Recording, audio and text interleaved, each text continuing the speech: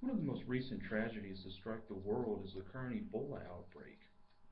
The current Ebola outbreak started in West Africa about 3 months ago in August and has slowly transformed into a terrible crisis that involves the entire world. The entire world has been on lookout ever since the virus first came into the scope about 3 months ago. Ebola is a terrible disease and the crisis is not good, but Ebola is not an unsolvable crisis. However, it's quite the opposite. There are treatments out there today that are quite effective at treating Ebola. And the biggest problem is just making sure those treatments get to the right people in the right amount of time. Today I will outline the problems of Ebola, the causes of Ebola and where it comes from, and some possible solutions to the Ebola crisis. To begin with, Ebola is a terrible disease. We all know that. And it claims many lives every day, which is very tragic.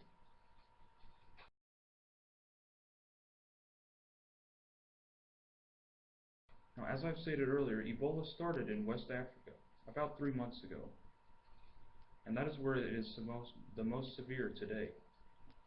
As of November 4th, 2014, the World Health Organization claims that 13,267 people have had Ebola, and that over 4,960 of those people died from Ebola.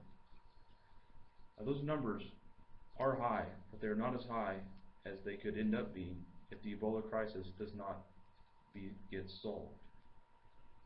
Now, to continue, just like any other disease, Ebola had to have a beginning somewhere. And the cause of Ebola has not been pinpointed exactly, but just like other diseases, many researchers and scientists seem to believe that it has come from animals. As a matter of fact, according to a report on Ebola by the Center for Disease Control and Prevention, it states that the natural reservoir host of the Ebola virus remains unknown.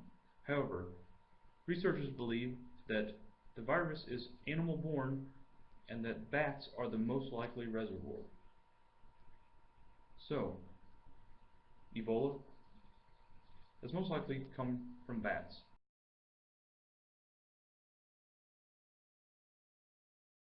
And been spread through other animals, possibly.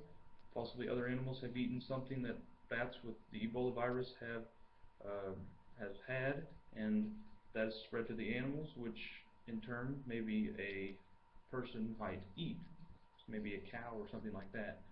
So that is the most possible cause of Ebola. That's where it comes from, is from bats. So, now, moving on. There isn't really a clear solution today for Ebola, but we're doing our best around the world at making sure that those who have Ebola get the right treatment, and those who are at risk of Ebola are quarantined, are put in the right environment to get away from Ebola so that they too will not be infected.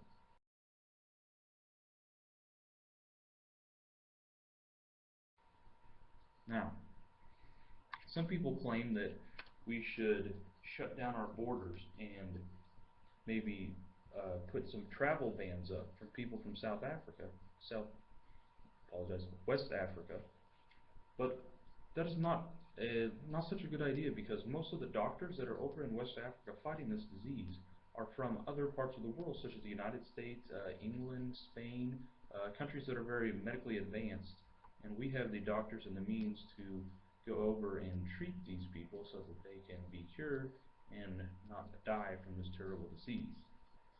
So that will not work very well unless it's done right and we get quarantines put in place for doctors who go over there and come back. That could work, but it's a lot of work involved, and there's error for margin for error, and that could happen. That's how we ended up having Ebola here on the United States territory, here in our homeland. So it's a possibility, but it could be flawed. Of course, there are vaccines in development, and who knows when those will be done.